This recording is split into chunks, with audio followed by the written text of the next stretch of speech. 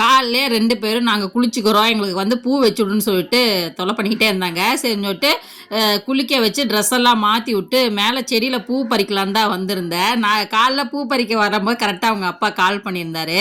நான் என்ன பண்ணிட்டு இருக்கிறேன்னு சொல்லிட்டு ஒவ்வொரு பூவா நான் எடுத்து காமிச்சிட்டு இருந்தேன். பாரு இந்த பூ இருக்குதா, இந்த பூ இருக்கு அப்படின்னு சொல்லிட்டு எடுத்து காமிச்சிட்டு இருந்தேனா, என் வீட்டுக்காரர் இருந்துட்டு, என் மனைவி மீனா சந்திரமுகியாக மாறிய தருணம் அப்படின்னு சொல்லிட்டு சொல்றாரு. நெறைய பூ பூத்திருந்தது. சாமி பூவிலிருந்து எல்லாமே காமிச்சேன். மல்லிகைப்பூவிலிருந்து எல்லாமே காமிச்சேனா, அதனால அவர் அப்படி கேலி பண்ணி பேசிட்டு இருந்தாரு.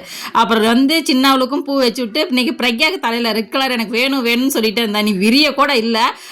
சரி எனக்கு வச்சு விடு அப்படின்னு சொல்லிட்டா. அதனால சரின்னு சொல்லிட்டு அவளுக்கு ஒரு பூ வச்சு விட்டு, இவ கம்முன்னு இருப்பாளா, இவளுக்கு வந்து எனக்கு 2 பூ வேணும் அப்படின்னு சொல்லிட்டு 2 பூவும் வாங்கிக்கிட்டா. சரின்னு சொல்லிட்டு ஒன்று எல்லோ கலர், ஒன்று வந்து லைட்டு பிங்க் கலர் மாதிரி. இது நல்லா பூ பெருசு பெருசாக வருதுங்க. பெங்களூர் ரோஸ் இது. ரொம்ப நல்லா பூ பூக்குது. சரின்னு சொல்லிட்டு அவளுக்கு வச்சு விட்டு பாருங்க தலையெல்லாம் சீவியாச்சு. பூ 2 பக்கம் வச்சாச்சு. நீ ஆட்டம் பாட்டம் கொண்டாட்டம் தான்.